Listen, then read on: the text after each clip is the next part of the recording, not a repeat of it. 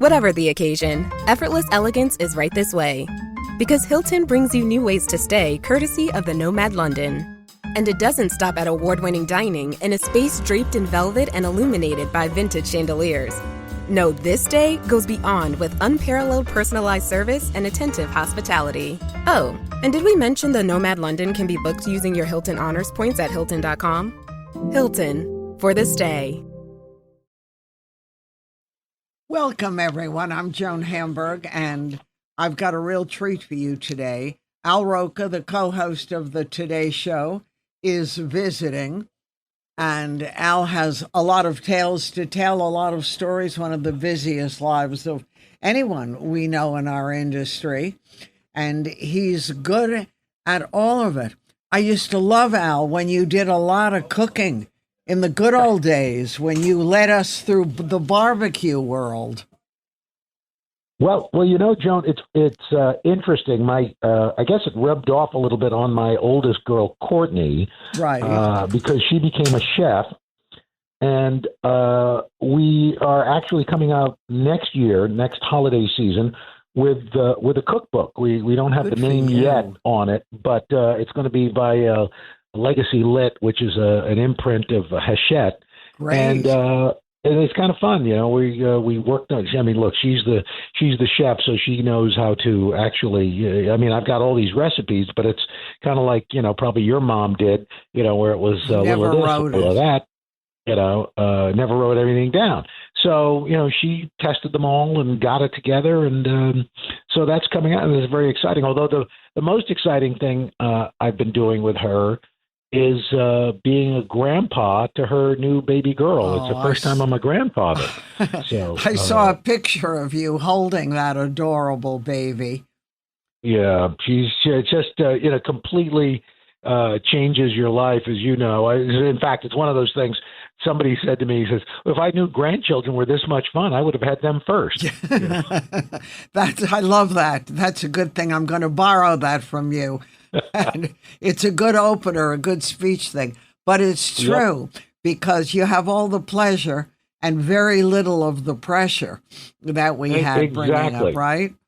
Yep, you know, and in fact, it's funny you said that, because I've had her now a few times overnight by myself, because Deborah was out working, and it was like this.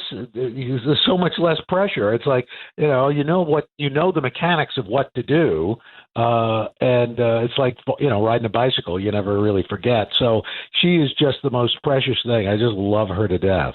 And she loves her granddaddy, I'm sure.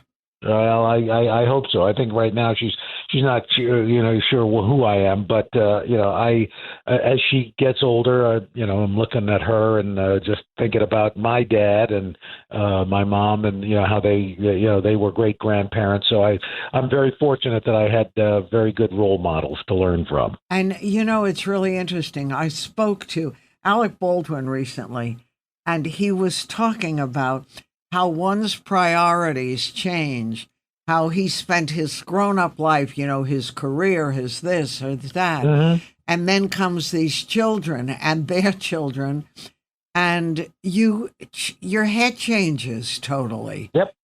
Yeah, absolutely. You know, so it's, you know, it's as much as I hate to admit it, you know, we're all maturing. And, yes, delicately. But it's you know, it's a nice path to be on, and to be enjoying now, and to be, you know, not as so mature that you can't enjoy it, you know. So exactly. That's one of those things that's been very, very special. Now, you are always a workaholic. Is that still a big part of your life, or? Well, listen, I stay busy. I will be honest with you, Joan. I literally set an alarm. I came home after work.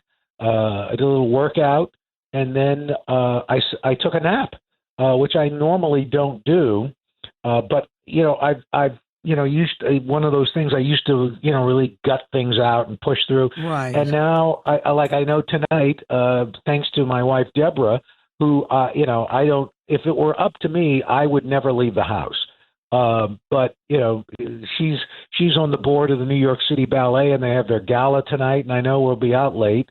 So I said, you know what, I'm going to take a nap. And here was I just woke up just before you called, and so here I am, fresh as a daisy. Right, and you're feeling good. I do. As you know, I had some health issues the end of last year that were. Look, the good thing is, and that's the other wonderful thing. Besides Deborah being a great journalist. Great. Deborah Roberts, my wife, who's on ABC.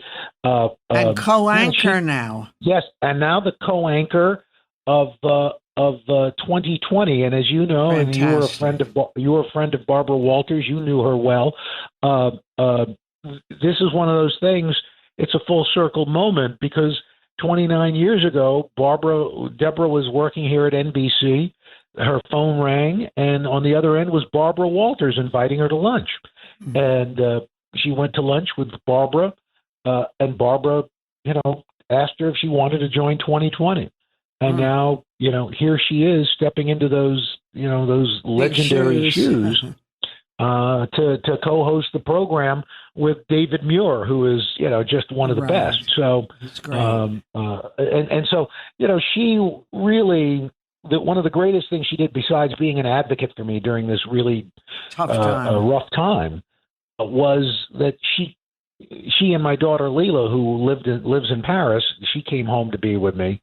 They kind of kept it from me as to how sick you really were, serious and sick I was.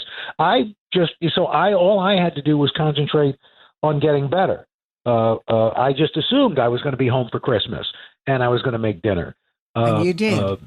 And I did. So, it's the power of positive thinking, but it also, Joan, points out, and I know you know all too well, that, having somebody advocate for you. You have to. Makes all the difference. That, and look, let's be honest, great health care. I'm really fortunate. I have great health insurance, and I had great care. If I didn't, I don't think I would be here today. So, and didn't know, you weren't aware because you were protected of really how ill you were. Yeah. And like Deborah said, when she and Leela would come to the hospital, and especially the surgery was almost 8 hours.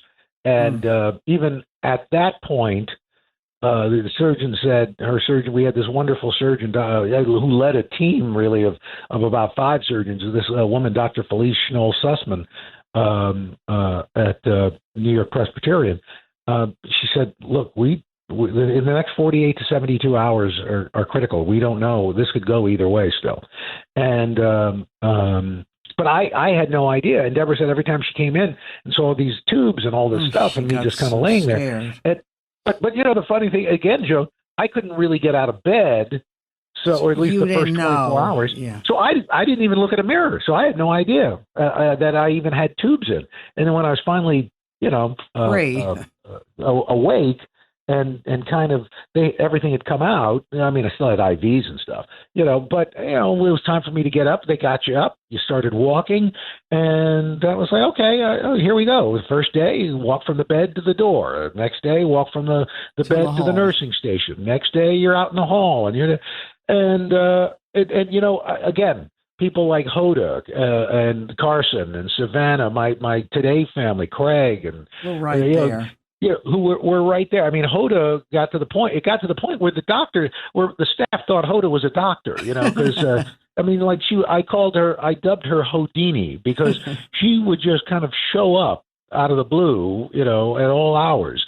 But one of those things, when you after surgery, they get you up and walking. Right, do everything. And I was in a surgical ICU, and again, it hit me that A, a lot of these people weren't getting up and walking, and B, a lot of them didn't have anybody in their rooms. That's the depressing part when you look around.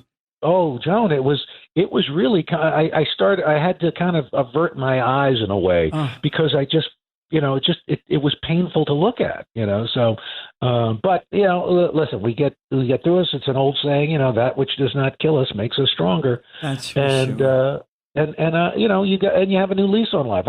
Listen, you get to appreciate, I mean, I was home for Christmas, and with our staff, they arranged through Deborah to show up outside my door at our house in Christmas Carol. And it was the first time, and there was Hoda and Savannah and Jenna and all the gang and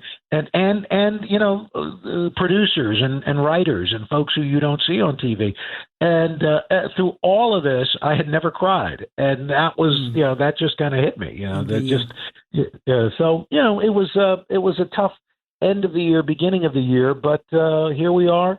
And like I said, I didn't know my daughter was expecting, but here she was. And now here I am with a granddaughter. A gift.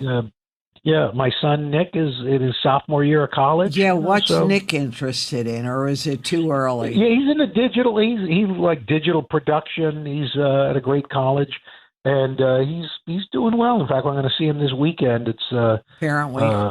It's an Indigenous Peoples Weekend, and so he's coming.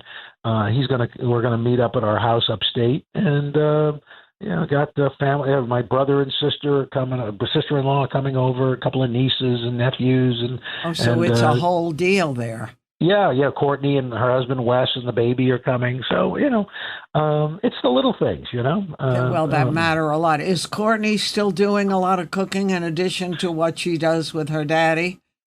She works for an appliance company. She's their recipe developer.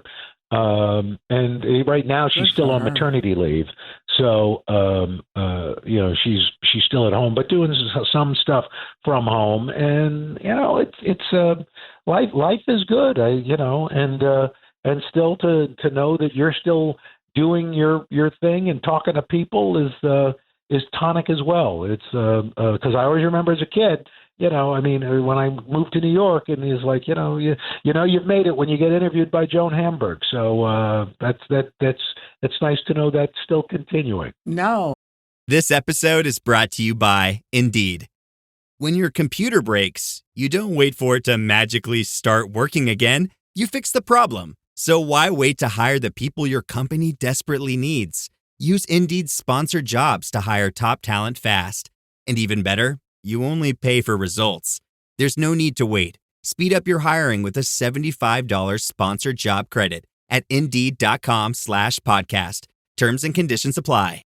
All right, here we go. New Phineas and Ferb is here. We're back, baby. For 104 more days. I know what we're going to do today. Of summer vacation. I am ready for summer shenanigans. Let's do it. Oh, yeah. All right. We're going to bust Phineas and Ferb once and for all. Are we going to do this again? New inventions, shenanigans, innators, adventures, and songs. Brand new summer vacation. New Phineas and Ferb starts June 5th on Disney Channel and next day on Disney Plus. On DisneyPlus.Disney.com. Ryan Reynolds here from Mint Mobile with a message for everyone paying big wireless way too much. Please, for the love of everything good in this world, stop. With Mint, you can get premium wireless for just $15 a month. Of course, if you enjoy overpaying, no judgments, but that's weird. Okay, one judgment. Anyway, give it a try at mintmobile.com/switch. Upfront payment of $45 for 3-month plan, equivalent to $15 per month required. Intro rate first 3 months only, then full price plan options available. Taxes and fees extra. See full terms at mintmobile.com. Hey, Fidelity. What's it cost to invest with the Fidelity app? Start with as little as $1 with no account fees or trade commissions on U.S. stocks and ETFs. That's music to my ears. I can only talk.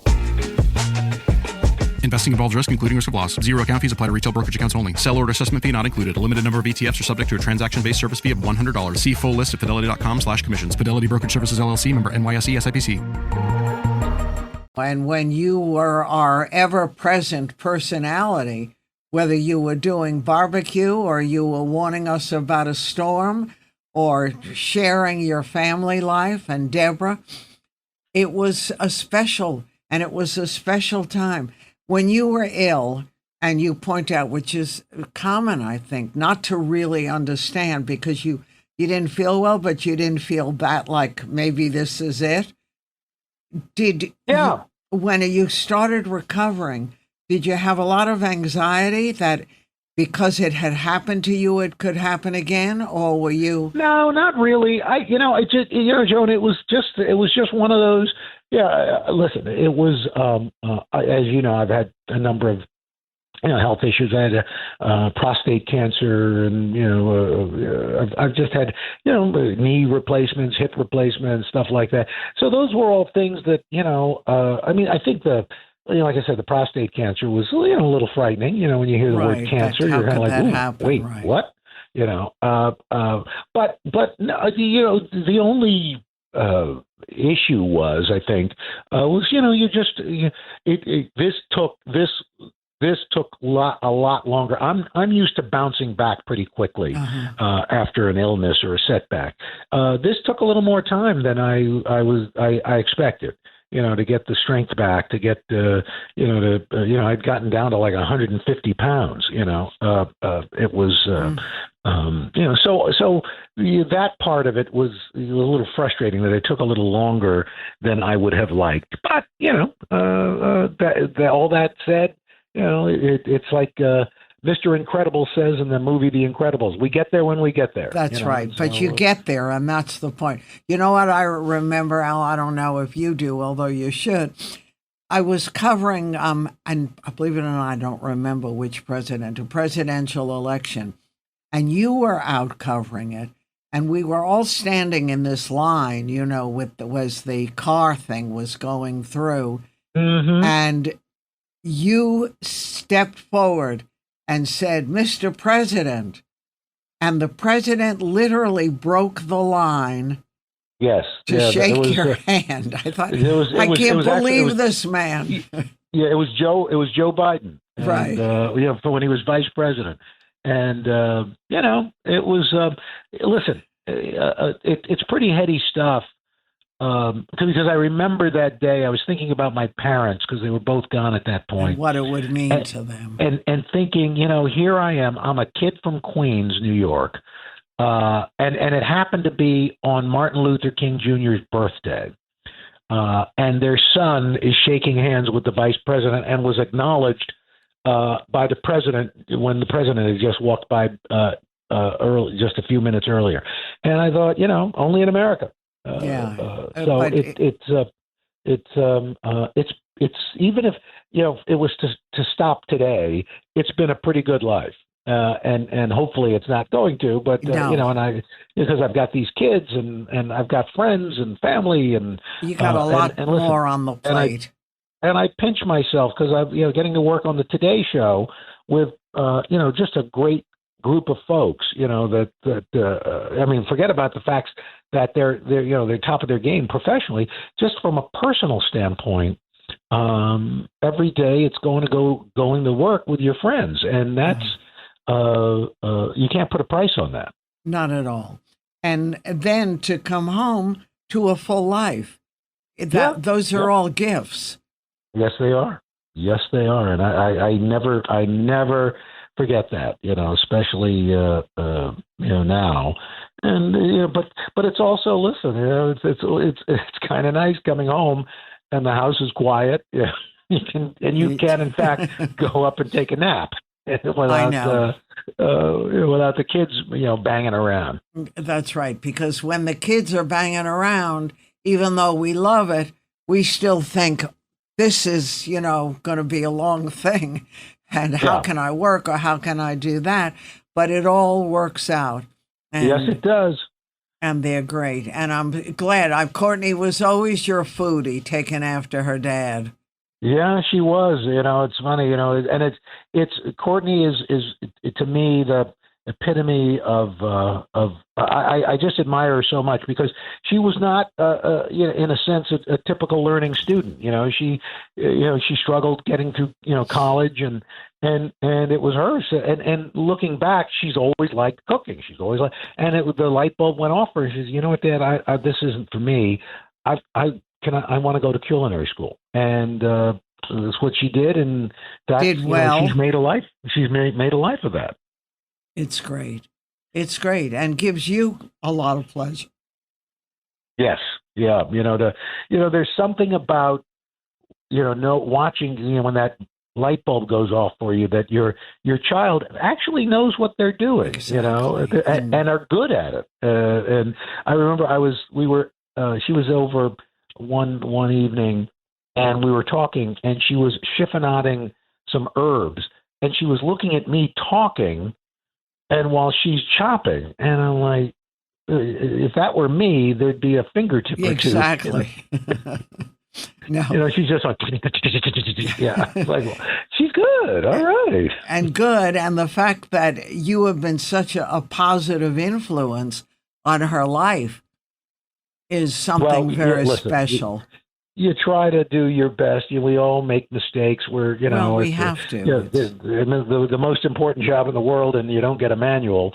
But you learn, and you think, okay, like you were talking about Alec Baldwin. You try to be home as much. I think the one thing I do take pride in is I've except for now that they're up and out. But when they were kids, I never missed a birthday. And for the most part, I'm pretty sure almost every recital and dance hall deal.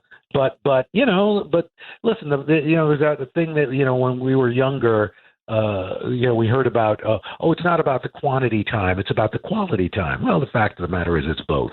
They need quality and quantity, and and a lot of times in these careers you can't do both, and so you try to do your best, but you figure, okay, well, I'll listen. I did the best I could, which I think. I remember my father always saying that. He says, if you've done your best, I can't ask anything more of you. But as we know, kids don't quite get that at the time. But hopefully they look back at it and they think, well, he did the best. That's all. I'll leave it to others to figure out if you're a good dad or not. But if my kids say, look, he did the best he could, and on a whole, he was a good dad, I'll be happy. Well, and that's great. And my kids always used to, one complained. My daughter would always say, you're at work, because in the early days of our business, we were on the road, believe it or not. It was radio, but we were constantly on the road, or, promotions with listeners or traveling.